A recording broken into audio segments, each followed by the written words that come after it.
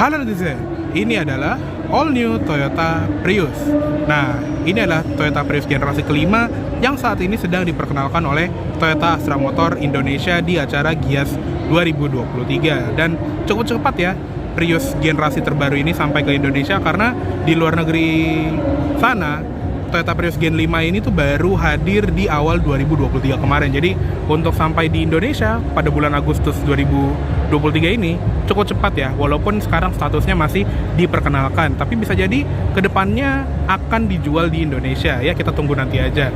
Nah, unit yang di display di Gias 2023 ini adalah unit contoh, jadi speknya belum terlalu jelas karena banyak spesifikasi yang ada di Jepang, di Eropa, di Amerika Serikat yang macam-macam gitu ya. Tapi kita bahas secara general dari Prius generasi kelima ini. Dan yang ingin gua bahas pertama itu adalah tampilannya, yang bisa dilihat ya, ini ganteng banget. Di bagian depannya tuh sipit, rebah banget, dan terutama di bagian lampunya ya, banyak yang bilang ini mirip seperti Ferrari Purosangue yang gua lihat pertama kali juga waktu di gambar itu juga, wah ini sih kayak Ferrari hatchback atau Ferrari hybrid gitu ya kelihatannya, karena tampilannya tuh bener-bener sporty dan gak kelihatan kayak ya Prius gitu loh. Canggih banget dan futuristis sekali.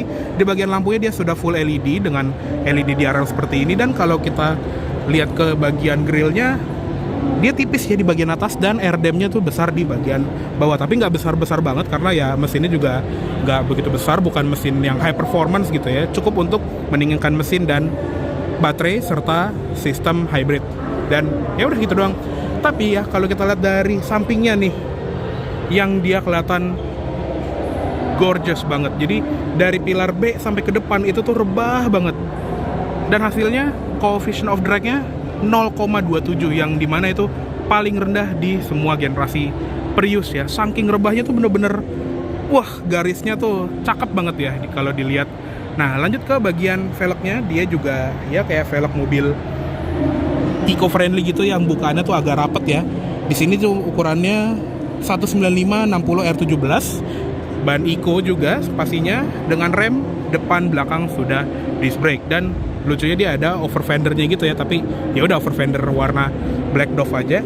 Di bagian pintu depannya juga ada emblem HEV yang baru seperti di All New Yaris Cross, yang sebetulnya emblem ini tuh di global debutnya di Prius ini, jadi bukan Yaris Cross yang DNGA ya.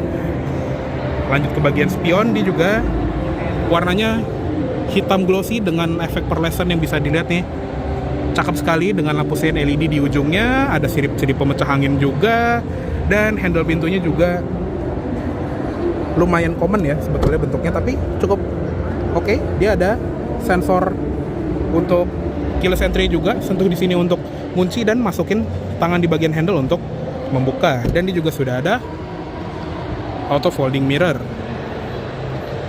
Jadi udahlah, udah kekinian. Kuncinya sendiri seperti ini, jadi cukup normal, smart key biasa, lock unlock, dan di belakangnya ada logo Prius. Nah, yang unik adalah di bagian pintu belakangnya nih, yang bisa dilihat ya, nggak ada door handle yang kelihatan karena door handle-nya diumpetin di sini. Elektrik pula latch-nya, cukup unik. Dan kalau misalnya baterainya lagi habis gitu ya, di sini ada tombol untuk membuka pintunya secara manual. Nah, lanjut ke bagian belakangnya yang nggak kalah cakep dibandingin bagian depannya, yang ini sih ganteng banget sih. Ini Prius paling ganteng ya, kayaknya dulu dari generasi 1 sampai generasi ke-3 atau ke-4 kan di luar dibully mulu ya, dia kayak berubah bentuk gitu, jadi wah cakep banget sih ini. Di bagian belakang sini juga ada semacam LED bar gitu, tapi sayangnya yang di tengah nggak nyala walaupun dia udah di starter gitu ya, tapi tengah ini cuma reflektor aja, dan lampunya tuh ada di bagian ujung sini untuk lampu rem, lampu sein, dan lampu mundurnya. Logo Priusnya besar di belakang dengan logo HEV lagi di bagian kanan bawah. Untuk kacanya juga lumayan rebah, dan ada defogger yang lucunya di bagian kanan bawah sini ada tulisan Priusnya, dan di bagian antena dia shark fin. Untuk bagasinya dia latch-nya ngumpet di sini.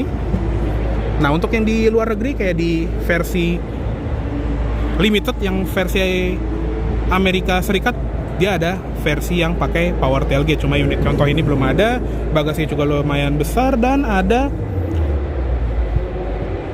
kayak tempat untuk naruh dongkrak dan lain-lain ya. Jok belakang bisa dilipat 40-60 dan untuk nutupnya tinggal dari handle di sini aja. Oke, sekarang kita lihat ke ruang mesinnya dari all new Toyota Prius ini.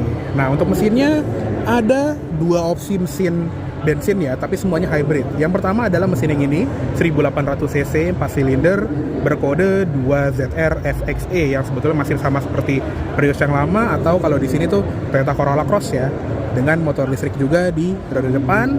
Tenaga gabungan itu sekitar 140-an horsepower ya. Nah, yang uniknya untuk di versi yang lebih kencengnya lagi di luar itu ada yang versi 2000 cc 4 silinder yang berkode M20A FXS ya. Ya, kita tahu ya kode mesin apa itu, Toyota Kijang Innova Zenix ya. Jadi Prius mobil seganteng ini pakai mesin Kijang. Nah, yang uniknya juga dengan mesin yang sama ada versi plug-in hybrid dan kita bisa ngisi daya baterainya secara colok ya. Jadi bukan pakai sistem hybrid di mobil ini aja. Nah, tenaga gabungan itu 223 horsepower. Jadi yang plug-in hybrid itu yang paling kenceng. Di luar juga ada yang versi front wheel drive, ada yang versi all wheel drive E4-nya Toyota ya. Untuk ruang mesin juga sangat rapi, walaupun di bagian kap mesinnya nggak ada peredam, tapi it's okay lah. Nah, yang uniknya di bagian sini nih ada semacam Easter egg hybrid reborn dengan logo Prius. Oke, kita lihat ke interior depannya yuk. Untuk interior depannya ini juga futuristis banget ya, dengan kokpit ala-ala Toyota BZ4X yang menyerupai kokpit jet fighter. Ini sih bikin kabinnya lebih futuristis lagi. Nah, karena ini unit contoh, kayaknya dia ngambil yang versi base model ya. Jadi joknya masih kain, pengaturannya masih manual, tapi ada height adjuster, recline, dan sliding juga. Ada airbag sampingnya, dan yuk kita masuk aja. Kita tutup. Oke, seperti ini interior dari all new Toyota Prius. Futuristis banget dan wah, ini gue suka banget sih. Walaupun begitu ada yang ingin gue notice ya. Jadi sama seperti Toyota BZ4X, dia setirnya sudah kulit dan pengaturannya lengkap, tilt dan teleskopik.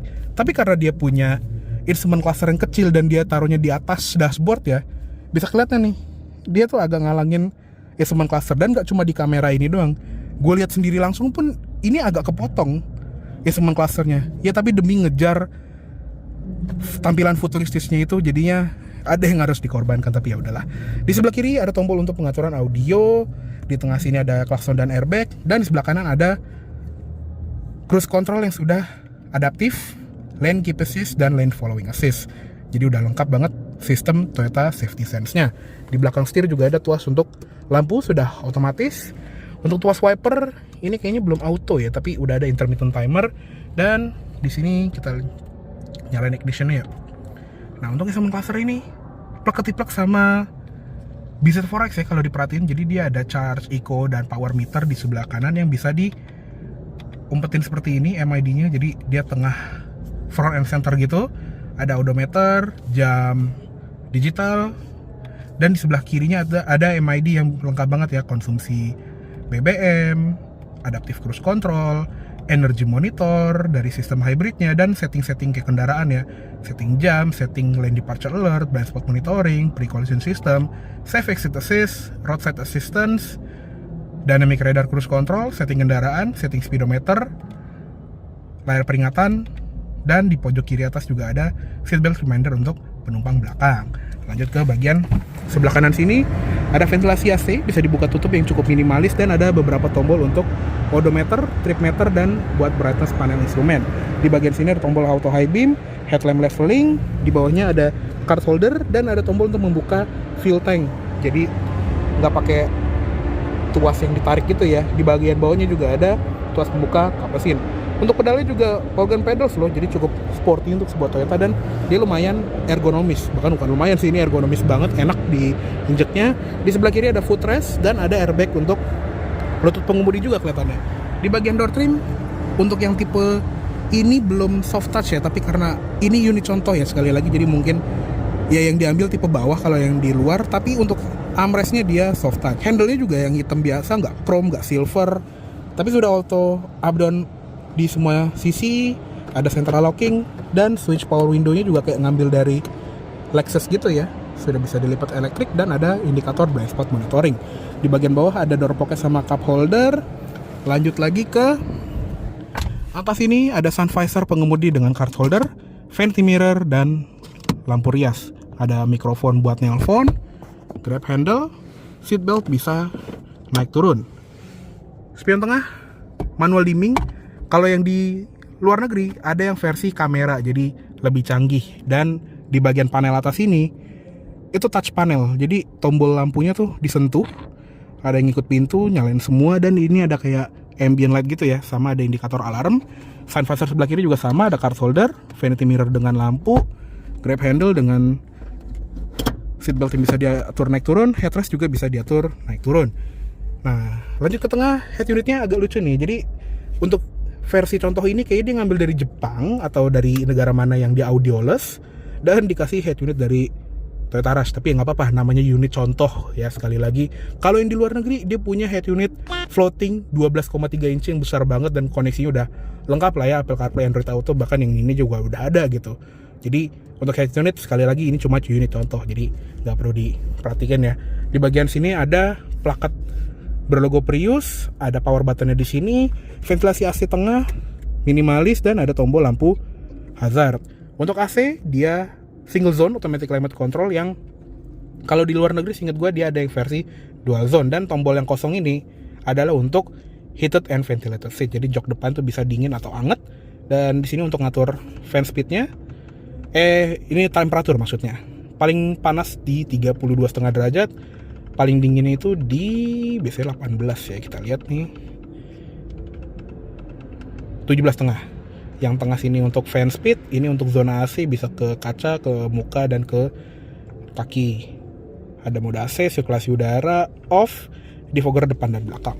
Di bawahnya ada power outlet USB-C dan power outlet 12 volt. Ada tempat penyimpanan yang kalau di tipe atas tuh kayaknya ada tempat buat ngecas handphone ya. Dan di bagian bawah sini juga ada Easter eggs ya, #hidden compartment. Jadi di mobil ini tuh banyak apa ya, Easter egg ya, karena mobil ini lebih milenial dibandingin Prius yang lama. Ada 2 buah cup holder, tuas shifternya atau pemindah transmisinya juga kayak Lexus gitu yang model joystick, ke belakang D, kanan tahan itu netral, kanan depan mundur, dan kalau dari posisi D tarik ke belakang untuk masuk ke mode B. Dan untuk parking atau P tinggal pencet tombol P di sini. Di belakangnya ada switch untuk mode berkendara, ada power, eco, dan normal. Di kanannya ada electronic parking brake dengan brake hold, EV mode, traction off, dan di sebelah kiri ada tempat penyimpanan untuk handphone ya. Di sini #side tray. Nah, uniknya kalau di luar negeri ada yang versi dengan wireless charger. Tulisannya juga berubah jadi #wireless charger. Di bagian center console ini dia empuk dengan bahan kulit gitu. Center console-nya dalam, ada USB-C juga, dan kalau dibuka ada #console box. Jadi banyak banget ya Easter eggs-nya. Untuk glove box kita buka, soft opening, dan di situ ada tulisannya lagi #glove box. Nggak penting banget tapi lucu sih. Dashboard sini juga soft touch dengan airbag penumpang depan. Oke, segitu aja untuk di bagian kabin depan dari all new Toyota Prius. Yuk kita matiin dan kita cek ke kabin belakangnya. Oke, sekarang kita lihat ke kabin belakangnya dari all new Toyota Prius. Nah, untuk di kabin belakangnya ini sebetulnya ya nggak lega-lega banget sih ya. Jadi ini adalah posisi berkendara gue, tinggi gue 170 cm. Di sini cuma 2-3 jari. Jadi ya udah gini doang. Nah, yang lucu ini untuk headroom. Ya mentok. Ini tinggi gue 170 cm aja. Ini udah nyentuh sama plafon nih di bagian belakang sini. Untuk di sini masih aman, masih ada 2-3 jari, tapi belakang ini udah kena rambut. Jadinya cukup sempit ya, efek dari atapnya yang melandai banget tadi. Jadinya belakang ini not so good. Untuk amenities tapi lengkap ya. Jadi untuk yang tipe atas inget gue itu ada ventilasi AC di belakang sini, tapi ini unit contoh jadi nggak usah diharapkan ada. Dan ada USB-C power outlet di bawah. Ada seat back pocket tapi cuma di kiri doang. Dan kalau yang di tipe atas untuk Amerika Serikat tipe limited gitu contohnya, dia ada panoramic roof, jadi lebih mewah. Ada lampu baca LED di sini. Untuk jok belakang juga sama nih, dia fabric untuk unit contoh ini, nggak ada armrest juga. Headrest tapi lengkap, ada 3, dan seatbeltnya 3 titik semua dengan ISOFIX points buat kursi bayi. alat door pocketnya atau door trim. Di sini full plastik keras, nggak ada soft touchnya. Handle-nya warna hitam gini dan switch power window sudah all auto. Ada door pocket sama speaker. Tapi sekali lagi ya, ini unit contoh, jadi maklum kalau bahannya masih simple. Oke, cukup segitu aja untuk di bagian kabin belakangnya dari all new Toyota Prius. Yuk sekarang kita keluar aja. Oke, kayaknya cukup segitu dulu untuk review dari all new Toyota Prius generasi kelima ini. Mohon maaf apabila ada salah kata-kata dalam menyampaikan review. Terima kasih baiklah menonton. Sampai jumpa di video selanjutnya. Jangan ugal.